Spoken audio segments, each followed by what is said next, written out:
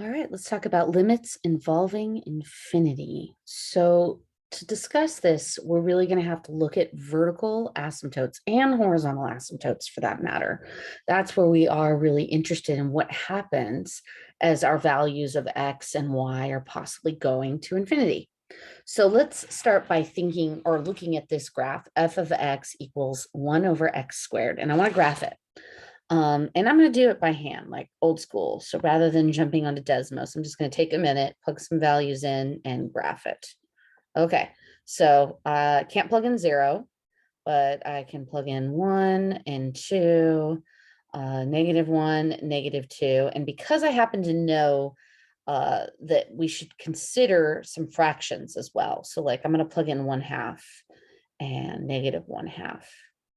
Okay, so if I plug in 1, I get 1, right? Plug in 1 squared in the denominator, it's going to give me 1. All right, when I plug in 2, I'm going to get 1 over 2 squared, which is going to be 1/4, right?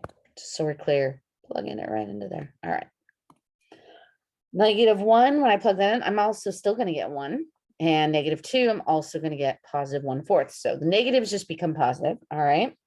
Okay, but when I plug in 1/2, when I have a fraction in the denominator, so first I have to square the 1/2, which is going to be 1/4. But then when you have a fraction over a fraction, you flip and multiply. So that denominator changes to 4 over 1. So this just ends up being 4. So the same thing is going to happen if this happens to be a -1/2. So 4. Okay, now that I got all that,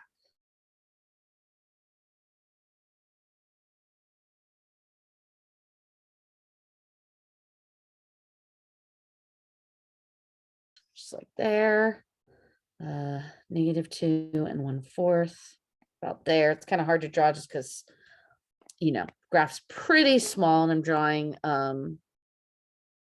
pretty tiny fractions. I could zoom in a little, that might help. Okay, when I plug in 1/2, I got 4, so halfway, and same with when I plug in -1/2. Okay, so here's what we got. This thing, as we plug in larger values, is just going to get smaller and smaller fractions. And it's going to get, as we plug in smaller and smaller fractions, those are going to turn into bigger and bigger numbers, since I'll be flipping and changing that to multiply. So here is the basic graph. All right, so as x goes to 0, both sides, left-hand side and right-hand side, are going to positive infinity. So this thing is going to infinity. All right, so off we go here. Definition. The line x equals a is called a vertical asymptote of the curve. Here, let me zoom out a bit. If at least one of the following statements is true. So the limit as x goes to a of f of x equals infinity, like the one we just did above, or it could possibly, both sides could go to negative infinity. That's possible. Or, and you might have remembered when you see vertical asymptotes, sometimes they do something like this, right? Like one side goes up and the other side goes down, right? That's like the worst vertical asymptote picture I've ever drawn. All right, that's fine. That they might go opposite directions. Therefore, it's possible that we want to talk about left-hand side, right-hand side. So when we approach a from the left, if it goes to infinity, or from the left, it might go to negative infinity. And then same with the right. So any one of these can help indicate that we have a vertical asymptote. As we approach a value, if this thing starts shooting off to positive infinity or negative infinity, we have a vertical asymptote. All right, so let's find the limit as x approaches 3 from the right of 2x over x minus 3, and then from the left. So this is the graph. How nice of them to do that. We have a vertical asymptote at x equals 3. So from the right, this thing is shooting off to positive infinity. So let me write that down. So the limit as x approaches 3 from the right is going to go to positive infinity. And then the left-hand side, it's going the opposite direction. So it's going to negative infinity. So there we go. There's an example, a far better drawn example where it goes the opposite ways. All right, definition. Let f be a function on some interval, open interval from a to infinity. Then the limit as x approaches infinity of f of x equaling L. So if we let x go to infinity, that means if it actually does approach a value, that means that we're looking at something kind of special. So this means that the values of f of x can be made as close to L as we like by making x be sufficiently large. So as we let x be big enough values, we can get our f of x to be very close to L, like super close to L, as close as we want. We can just keep plugging in bigger and bigger numbers for x, and it'll just keep getting closer and closer to L. So that's the idea, the concept of limits, right? But when it's infinity, we're just plugging in larger and larger values. All right, so the line y equals L is called a horizontal asymptote if the curve y equals f of x, if either the limit as x approaches infinity of f of x equals L, or negative infinity of f of x equals L. L can be a positive or a negative.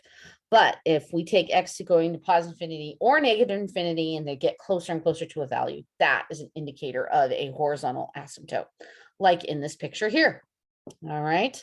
So as we get bigger and bigger x values out over here, our y values, our f of x, are getting closer and closer to L, right? In this case, 1.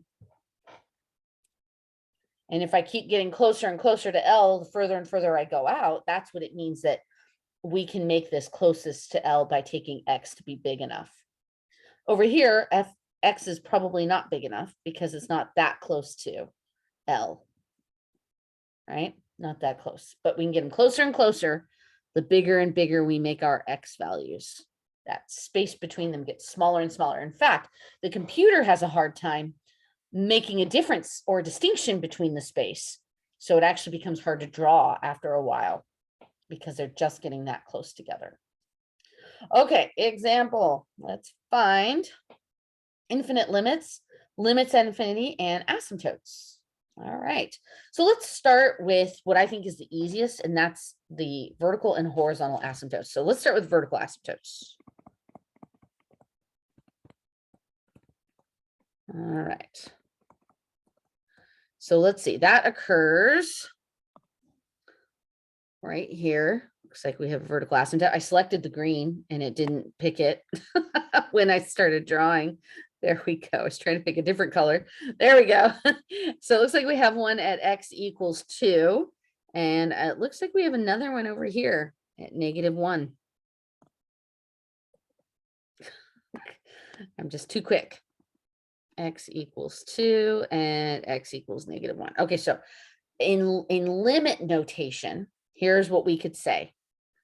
At -1, because both the left and the right hand side go to infinity, we can just say that the limit as x approaches -1 of this function, which we're just going to call f of x, that equals infinity. Positive infinity, period. We don't have to indicate left or right side. However, for 2, for x equals 2, that asymptote, we are going to have to indicate left and right side. So on the left side at 2, so as it approaches 2 from the left, f of x is going to negative infinity. And as it's approaching 2 from the right, it's going to positive infinity. All right. Then let's look at horizontal asymptotes.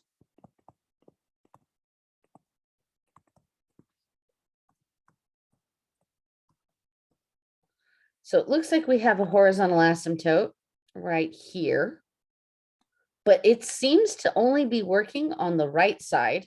I'm sorry, the left side. The right side looks like it has a horizontal asymptote up here. All right. So the top one is y equals, let's see, 4.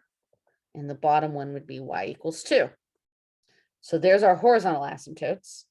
So the limit as x goes to negative infinity, that one is approaching 2. But at positive infinity, that's going to 4. So it's indicating that the two sides are going to 2 different values. And that's it, because any other area, there's no other limits of infinity going on here. So those are it. They're all taking asymptotes. It's possible for, as x goes to infinity, the graph just shoots off to infinity. That's a possibility. But in this case, the every end value is in fact approaching some constant because of all the vertical and horizontal asymptotes. All right, moving right along. Let's sketch a graph that satisfies all of the following conditions. Okay, so they're giving us specific conditions, and we want to kind of use this to help us figure out whether we have vertical asymptotes or horizontal asymptotes or weird things going on. Okay, so let's here, sorry. Okay, actually here, let me just start with the bottom one. F of 0 equals 1. That is an actual ordered pair. So at f of 0, this thing equals 1. Great. So no matter what, it's going to hit that point. Okay, let's back up to the first one. As x approaches 2, it's going to infinity. So whenever it's going to infinity at a value of x, that's a vertical asymptote. Here, I'm going to abbreviate VA. And that means that we have a vertical asymptote at x equals 2. And it's one of those vertical asymptotes. Here, I'm going to use a dashed line to represent the vertical asymptote. Whenever it goes to the same value on both sides, right, then both sides need to go up. So whatever's going on with this thing, both sides of it are going to go up at this value. I'll draw it in a minute, okay? But that's what I know what's going on at that vertical asymptote. Okay, the next one, x approaches -2 from the right, it's going to infinity, and -2 from the left, it's going to negative infinity. Okay, so here, sorry, let me go back to green. So this again is another vertical asymptote, but it has it at -2, and it's going opposite directions at -2. So come over here and draw that. So left-hand side, it's going to negative infinity, so down this way. All right, right-hand side going to positive infinity, up this way. Again, I'll draw it in just a second. Okay, next. As x goes to negative infinity, this thing is approaching 1. That's a horizontal asymptote at y equals 1. Okay, so this is why they gave us that special point. Because if they didn't tell us that the graph went through this point here, we wouldn't touch the horizontal asymptote. But they need to indicate that it could potentially cross the horizontal asymptote. That is a possibility. Graphs can cross the asymptotes. We're just not used to seeing that very often. Okay, as x approaches positive infinity, it's going to 1 also. Oh, okay, actually here, both of these are talking about the same idea. These are both horizontal asymptote at y equals 1. Both sides of this thing is approaching 1. All right, so let's kind of draw what we have then.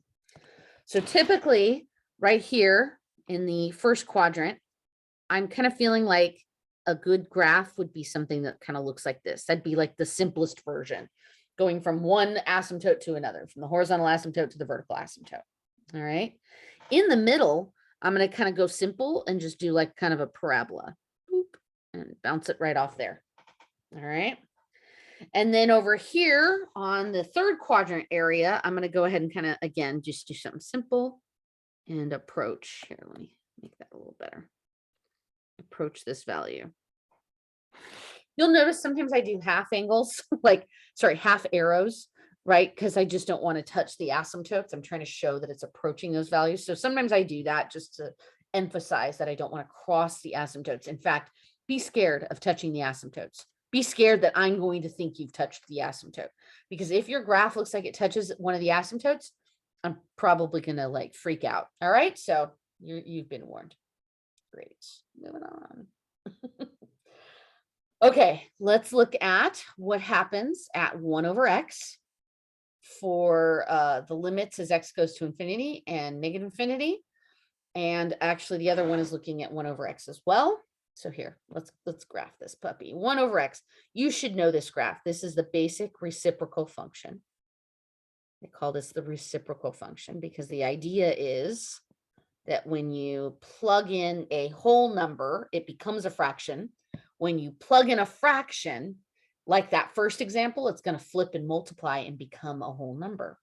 So this graph just looks something like this. I'm not even going to get that precise. It looks something like this. All right. So let's start with part A.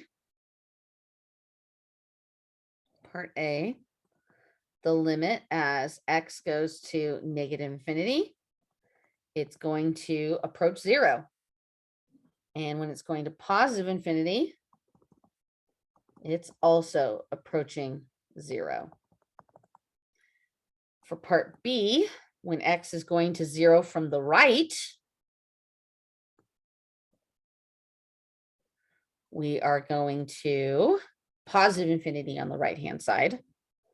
And then when it's going to 0 from the left, that's going to negative infinity on the left-hand side, right? It's going down boop, that way versus up boop, that way. All right, so there we go. Now, that is actually going to come into really good use for us. All right, here's where we're going to use it. We're going to use this fact to apply limits to rational functions. So like doing the algebra kind of a thing, like we did in the last section. All right, but what we're going to use is a couple of tricks. So first and foremost, I'm going to introduce this concept called the indefinite form of a limit. And we're going to talk more about that later on. Indefinite, wow, that's, oh yeah, that's right, indefinite form. No, I'm saying it wrong. There we go. No wonder it was sounding weird to me. It's supposed to be the word indeterminate. There we go. Oh, Allison. Indeterminate form. Having trouble determining what's going to happen. There we go. So, there's a couple that we focus on in this class that we'll kind of see, and that's the possibility that you get infinity over infinity, or possibly 0 over 0. We're going to see the first one primarily in this section. Oh, sorry. Again, it didn't switch to the highlighter fast enough. Come on, backtrack. There we go. Highlighter. All right. This is the one we're going to focus on in this section. When we plug in infinity, we potentially have issues because we could potentially get infinity in the numerator and the denominator. And the question is, which one wins? Which infinity wins? Does the infinity in the numerator take over and make the whole thing go to infinity?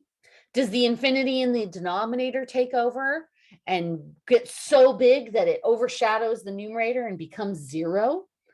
Does it cancel out and become 1? Right? Like, it's hard to tell.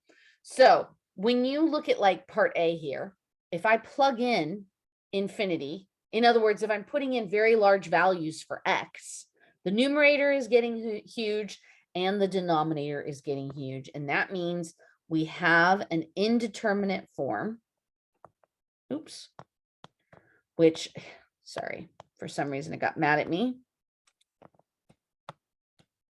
We have the indeterminate form of infinity over infinity. As the numerator is getting big, so is the denominator. All right, so here's how we solve the problem. We use the fact that if you have 1 over x, and this thing goes to infinity, then the whole thing is going to 0. It also works for the very first one we did. Sorry, scroll back all the way up here. 1 over x squared. If it is going to potentially go to infinity, we see that this thing, as it's going to positive infinity and negative infinity, it's going to 0.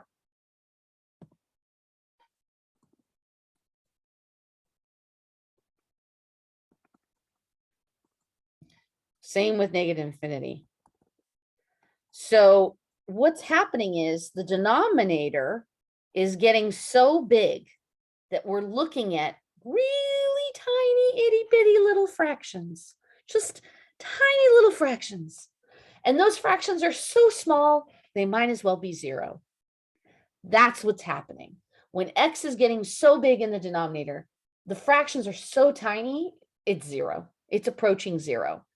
And that's what we're going to use to solve these. Okay, so here's how we're going to use it. Scroll back down. There we go.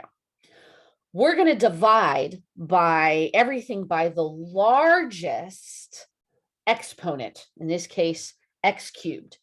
So I'm going to divide everything by x cubed. So here's how I'm going to write that. I'm going to write it as multiplying the numerator by 1 over x cubed and multiplying the denominator by 1 over x cubed. And here's what's going to happen. That's basically just going to divide everything by x cubed. So here's what's going to look like. So as x goes to infinity. Sorry, it's being really pissy with this mouse. Let me fix it. Freaking thing is just causing me issues here. Give me a sec. I'm sorry. Put the mouse up there. All right. Hopefully now I can write without it being annoying. Here we go. Okay, so as x goes to infinity, we're dividing everything by x squared. So x cubed. So what happens is this x squared becomes x squared over x cubed. This becomes 2 over x cubed. I'm writing out the work for you. This becomes x cubed over x cubed. This becomes x squared over x cubed. And then this last term becomes 1 over x cubed. Okay, those are all x cubes. Great. So here's what happens. We reduce them. So that first term just becomes 1 over x. Second term doesn't reduce in the numerator. That just stays 2 over x cubed. In the denominator, the x cubed over x cubed becomes 1. X squared over x cubed reduces to 1 over x. So we have an x left in the denominator. And the last term doesn't reduce also, it just stays 1 over x cubed. Okay, so here's what happens. As x gets big, this thing goes to 0. So does this. So does this. So does this. So everything goes to 0 except that one. That one doesn't go to 0. So here's what I'm left with. 0 over 1. And 0 divided by any number is just 0. Done. All right. Let's try another one. Let's look at part B really quick. Part B is kind of special because I can't do my trick where I divide everything by x cubed. The reason I was able to do that with part A was because it was a rational expression. It was a fraction. So when I multiply by this thing, I'm basically multiplying by a giant 1. I'm manipulating the form it's in because I'm doing it to the numerator and the denominator. But over here, because there's no denominator, I can't do that. So here's what happens. I can plug in infinity, bigger and bigger numbers, and here's what's going to happen. The big numbers here in the front, that x cubed is going to get huge. It's going to get huge much quicker than this, right? So this thing is going to grow much faster than the other thing. So this thing is going to go to infinity. All right, that's what's going to happen to this. Now, if you know the basic graph of the cubic function, it does something like this, boop, something like that. So as it climbs upward, it's going to positive infinity. That's what the cubic function basically looks like. That's stuff you talked about in college algebra. All right. Okay, boring. Moving on. Here we go. More exciting. Part C. We got a fraction. Therefore, we can use our trick. We're going to divide everything by the largest exponent. In this case, that would be x squared, because that's in the numerator. So I'm going to multiply by 1 over x squared in the numerator. Sorry, I'm going to do it a little bit more slanted. And then also in the denominator. So I'm doing my fancy one here. But basically, that just divides everything by x squared.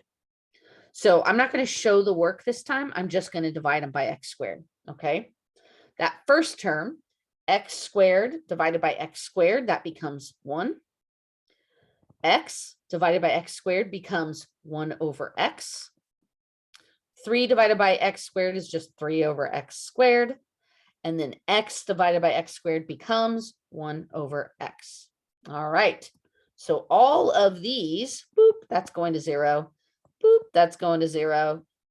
Boop, that's going to 0. All right. And all of these, what happens is we're getting 1 over 0, and that's a problem. No. So we can't use our trick of dividing everything by x squared because it made it do something that we're not allowed to do. So here's how we remedy the problem. Instead of dividing by x squared, I'm going to divide by the biggest number in the denominator.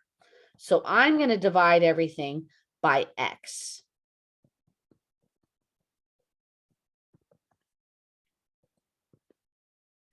So I'm going to multiply by 1 over x, 1 over x. And here's what I get. I'm running out of space, but that's fine.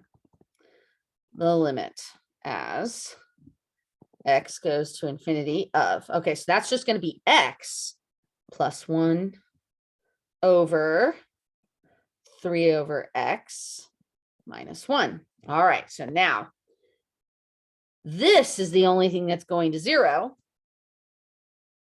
But that x in the numerator, that thing is going to infinity. That thing is going to infinity. So the numerator looks like it's going to infinity. I'm going to write this, though it's terribly bad form. The denominator looks like it's going to -1. So this whole thing is going to go to negative infinity. So don't write that, okay? You just watched me do it, but don't do it. Don't do what I did. That's bad form. You can't take infinity and divide it by anything because infinity is a concept. It is not a number. But I wanted you to see that there was a negative in the denominator. So the whole thing was going to become negative. All right, there we are. Woo, we did it. Let's try part D. Okay, so again, I have an issue where I don't have a denominator. However, we see a square root, and we see a square root minus another term. And we learned in the last section that when we have this, we can use the conjugate. So that's what we're going to do, my friends. We're going to use the conjugate. I'm going to multiply. Crap, I think I just made that cursor come back. Hopefully not. I'm going to multiply top and bottom by the conjugate of this thing, which is 4x squared plus 1 plus 2x. And then the bottom is technically a 1. So 4x squared plus 1 plus 2x. Boop. All right, here's what we got. In the numerator, I'm just going to do the first terms, which is going to just be 4x squared plus 1. Okay. And then the last terms, oops, okay, all right, don't be mad at me, which is going to be 2x times 2x, so that's just going to be minus 4x squared. And then in the denominator, we have the square root of 4x squared plus 1 plus 2x, which I'm not going to do anything with unless I have to, which I'm not, probably, hopefully won't. Okay, here's the magic that happens. That 4x squared and 4x squared cancel, and we're left with 1 in the numerator. Oops.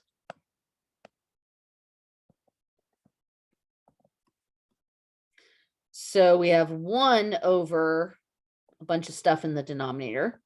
But actually, this is kind of like taking on the form of 1 over x, because the denominator is just going to get bigger and bigger, right? This thing is going to go to infinity. So that means because it's 1 over infinity, 1 is getting big over a bigger and bigger number, this thing is going to 0. All right, let's try limit as x goes to infinity of e to the x. Okay, so e to the x, really quickly, it actually helps to kind of know what the graph of e to the x looks like here. I'm just going to sketch it really quick. E to the x, boop.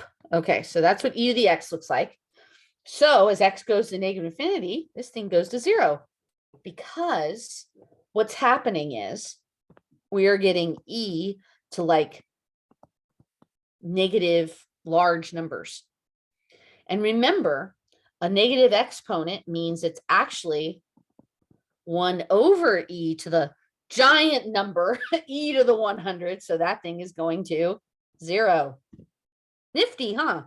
It's kind of doing that same idea where the denominator is blowing up and therefore the whole thing is going to 0. Okay, well, that idea works on the 1 over x here. This thing is going to 0. So this whole thing looks like it's going to e to the 0. And e to the 0 is 1. Boom. So this concept that we're using is, as the denominator is getting big, so we have some number in the numerator. That's not the hashtag symbol, that's a number. And then we have a huge denominator. When that happens, this thing goes to 0. And that concept we're going to use a lot as we go forward in this class. And that's the section, guys. So work on the homework, and I will see you next class.